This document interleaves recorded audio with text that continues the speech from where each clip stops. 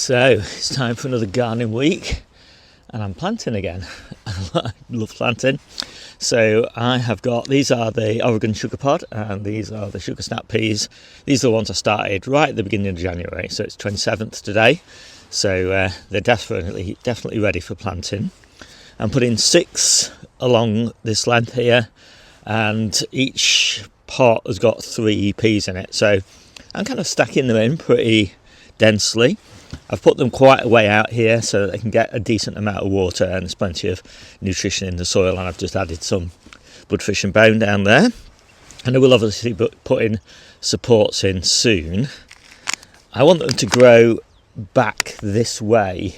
I'm taking this bed out once it's finished in May, and I don't want them to kind of fall over into this bed, so I'll be putting supports in here to pull them back. And support posts, obviously. I grow my peas between strings, and I find that works really well. So I'll just pop these in. I'm pretty pleased with them. Good, nice, good root ball on them. And yeah, I mean, peas are pretty tough. Obviously, they'll soon outgrow this coal frame and need something higher, like a low tunnel. I haven't got any low tunnels available right now, so they're just going to have to start off in this coal frame. They'll be fine in here for a while. As I say, I'm going to pull them back so they're sort of growing up against the side here.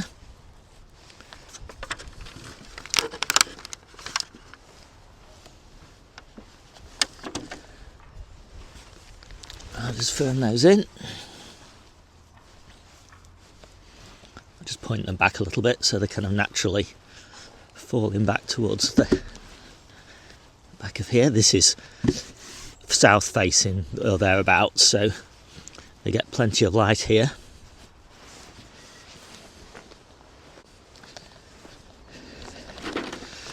And although it doesn't seem like there's many peas here, I actually get an incredible harvest just from these little beds here. I used to do some at home as well for my earlies. I just don't bother anymore because we're just overwhelmed by this little bed. We're giving them away to everybody on the allotment site and everything. So, and I also find that I don't really regret not overwintering them, because these come pretty early, like the beginning of May. Basically they're starting to crop, which is plenty early enough for me, really.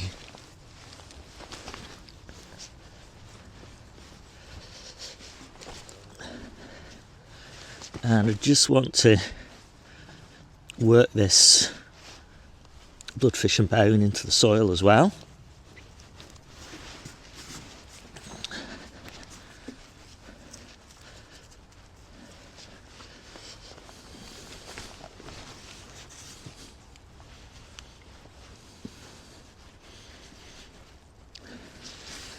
And this bed's nice and wet already, so I'm not going to water them in. They should just be fine now. Yeah, job done. I've just popped these temporary support strings in here, and that'll be enough until I put the proper supports in probably about a month's time. I just pop the coal frame top back on, and I'll just prop it open just a little bit now for a couple of weeks, and yeah, then they'll get nicely settled in there. A little bit of ventilation, southerly wind for the next few days, so that should be good. So this is the bed where the mice ate a lot of the field beans and all of the broad beans, apart from one solitary little plant, which was that one there. So just planted these broad beans and field bean spares in here. I've been desperate to get these planted out, but it's just been no possibility of getting them out. And As a result, they're way too big. They get really bashed about by the wind now. But hopefully once they've got these covers over them, they'll be a little bit better equipped for survival.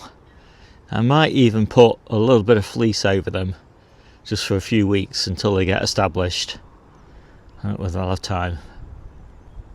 So hopefully you can see I did actually manage to get the fleece on, supported it on those tin cans there. The field beans are smaller, so they didn't need any support. I think they stand a chance now. So I'm just in the kitchen garden for a few minutes. I just finished harvesting the last few parsnips from this bed and just planted out this 2-week-old field beans.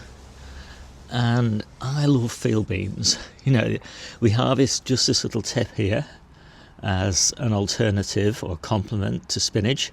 It's a bit lower in oxalic acid, so you can eat it, more of it than you can eat spinach, and it's pretty good as a substitute for spinach in pretty much any recipe. One of the nice things about it, of course, it's a legume, so it's pumping nitrogen into the soil. It keeps on pumping it in up until the point at which it starts flowering. Then it starts to deplete its own nitrogen stores in order to flower and then make new beans. But if you harvest it before it flowers, all the nitrogen is kind of locked up in the soil, in little nodules on the roots, which makes it an absolutely brilliant crop to follow with brassicas. And in my case, I'm following this with clets. Anyway, I just earthed them up a little bit because they're just a little bit leggy, but hopefully we'll be eating these by about mid-February. And you just snip off this tip here and new ones grow. So it's pouring down with rain again, and so I'm just putting these beetroot in. I've just dibbed some holes all the way along the side of the bed here. I've just been harvesting my lettuce over the last few weeks from this strip down here. I've got plenty of lettuce left in here, so I've got four different varieties. 3 of them are ready for planting. I've got Albina, Bull's Blood and Pablo. So some of these I'm growing primarily for the leaves, so the Bull's Blood for example, and I've dibbed the holes really deep because the plants are just a little bit leggy, and I think they'll benefit from that. So I'm going to do them alternates.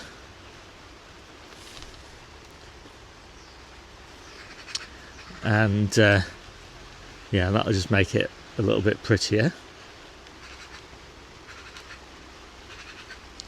The Bull's Blood looking really nice.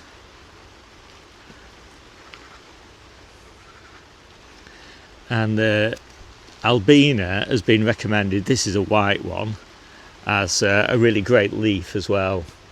So because I'm going to be harvesting these quite small, the leaves should be in really great condition, and so I'm hoping to get a really good leaf harvest. I don't have a lot of chard, so basically these are going to be my equivalent to chard.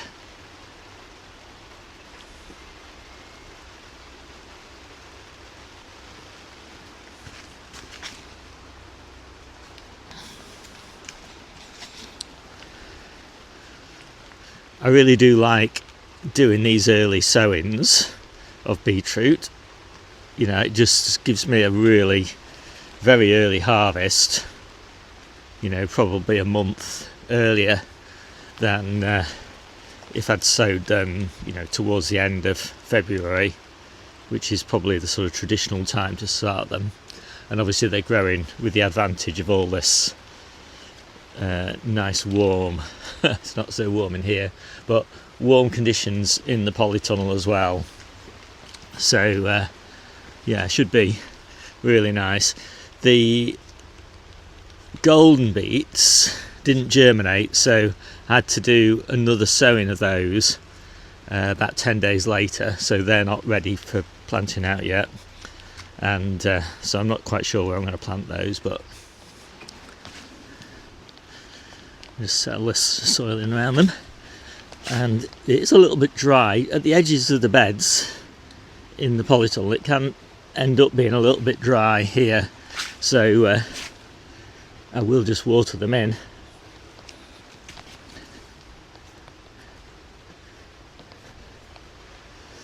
Unfortunately, I kind of decided to put a cauliflower there.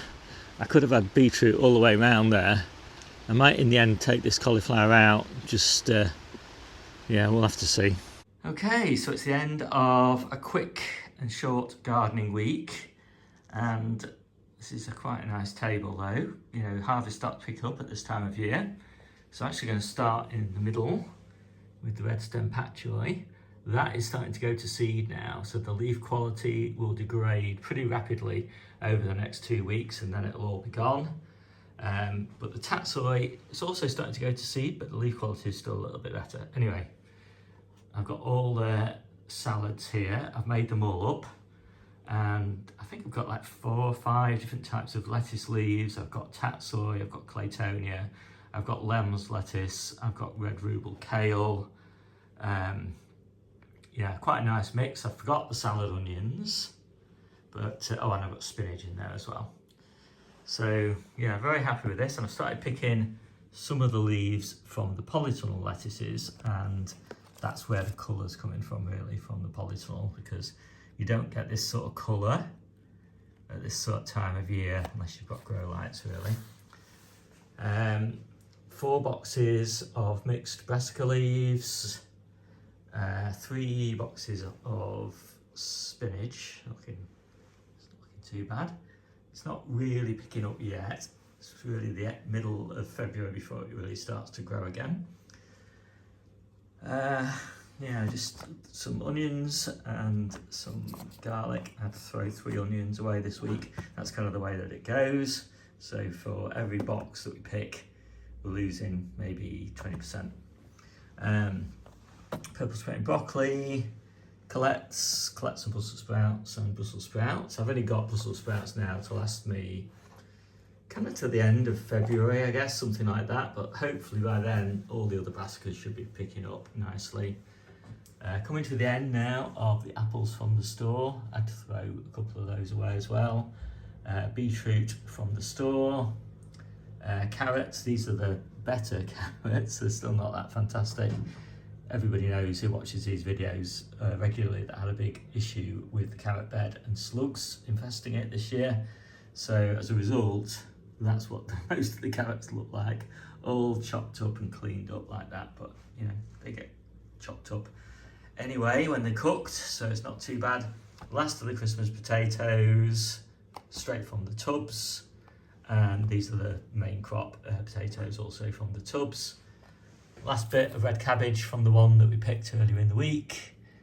Parsnips, still looking pretty good, loads of those left, and loads of leeks. So that is, I think, a pretty good harvest for this time of year. Although, you know, like any harvest at this time of year, it's very green. But yeah, it will soon start colouring up as we go through the year. Anyway, my name's Steve, this is the Seaside Kitchen Garden and Allotment channel, and I'll see you soon.